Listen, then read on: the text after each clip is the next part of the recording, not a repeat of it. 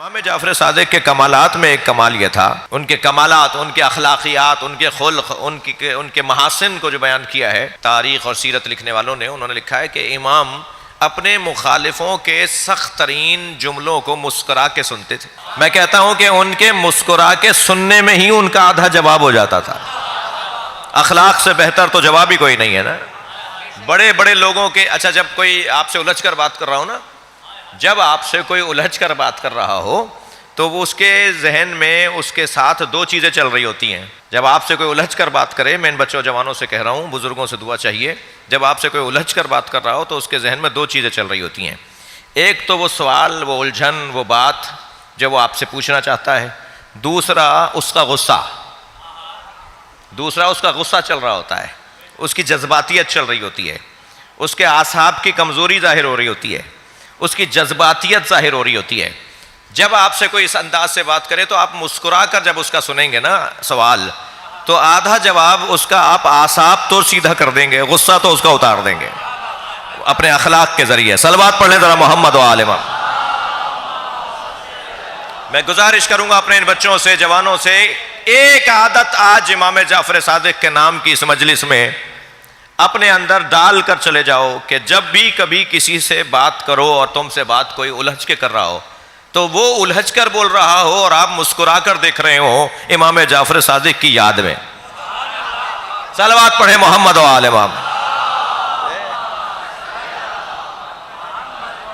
مولا ہم آپ کو راضی کرنے کے لیے، کیونکہ آپ کا اخلاق ایسا تھا، آپ کی سیرت پر عمل کرتے ہوئے ہم اپنے مخالف کو مسکرا کر سنتے ہیں، ہم اپنے مخالف کی بات کو مسکرا کے سنتے ہیں، تو آدھا مسئلہ تو اسی وقت حل ہو جائے گا۔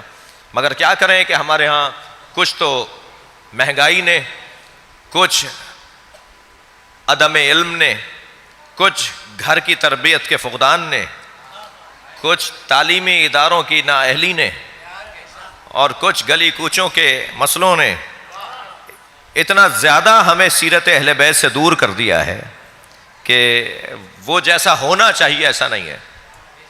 تو کیسے مسئلہ حل ہوگا؟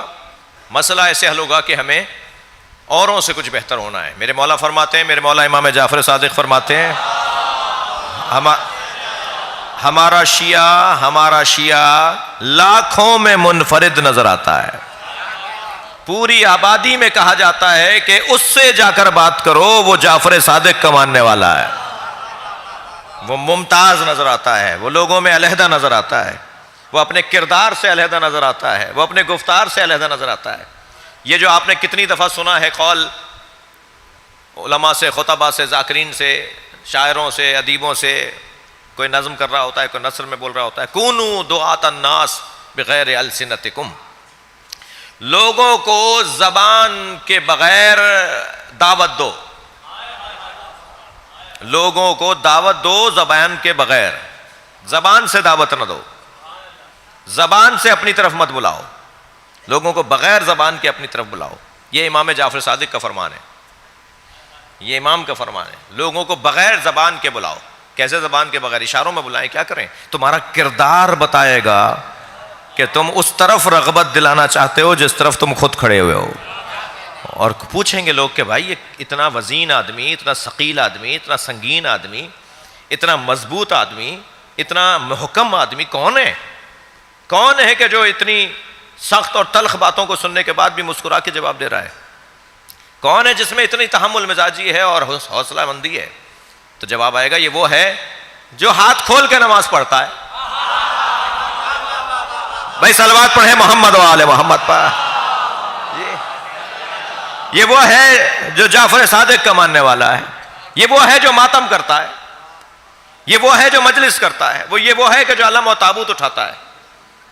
پھر کیا ہوگا؟ پورے معاشرے کے اندر اہل بیت کا چاہنے والا علیحدہ سے محسوس ہوگا۔ فرماتے ہیں کہ اگر معاشرے کے اندر لوگ کہیں کہ فلاں سے جا کے سودا خریدو کیونکہ وہ اہل بیت کا چاہنے والا ہے، وہ جعلی مال نہیں بیچتا، وہ کم تول کر نہیں بیچتا، تو ہمارے لیے تم زینت بنو گے۔ یہ فرمان میرے مولا کا ہے نا جی، کہ ہمارے لیے زینت بنو، کونوا لنا دینا۔ تھک تو نہیں رہے میری باتوں سے؟ کونوا لنا دینا، ہمارے لیے زینت بنو، ولا تکونوا علینا شینا، ایسا مت بنو کہ جب ہمارے سامنے تمہاری بات کی جائے تو ہمیں سامنے والا ہمیں بتا کر کہ آپ کا چاہنے والا ایسا ہے، ہمارے لیے زینت بنو، ہمارے لیے شرمندگی کا، اور ہم خاموش نہ ہو جائیں یہ سن کے کہ ہمارا چاہنے والا ہے۔ جی ایک چور نے جب چوری کی، اور چوری جس نے کی تھی اسے جب ثابت ہو گئی اور مولا نے حد جاری کی، تو جب اس کو حد جاری ہو گئی تو وہ جاتے ہوئے کہنے لگا میں آپ کا شیعہ ہوں۔ حضرت قمبر سے فرمایا اسے روک لو، اسے 80 کوڑے اور مارو۔ وہ مولا میں نے تو سزا بھگت لی، میں نے سزا دیکھ لی، میں نے سزا اٹھا لی، جو آپ نے جو حد تھی میری، کہا نہیں وہ حد تھی شرعی، یہ میری ولایت ہے، یہ میں اپنی ولایت کے مطابق تمہیں کوڑے مار رہا ہوں، تم میرے ہو کر ایسا کرتے ہو۔ صلوات پڑھیں ذرا محمد و آل محمد۔ تو اگر میرے بچوں جوانوں 1400 سال پہلے ایسے ایک منظر بھی بنا ہے، ایک دفعہ بھی ایسا ہوا ہے، اور آج اگر ہمارے درمیان میں سے کوئی اس طرح کی کیفیت سے گزرتا ہے تو مولا کی تنبیہ اس کے لیے تیار رہے گی، موجود رہے گی۔ اللہ ایسے وقت سے ہمیں بچائے۔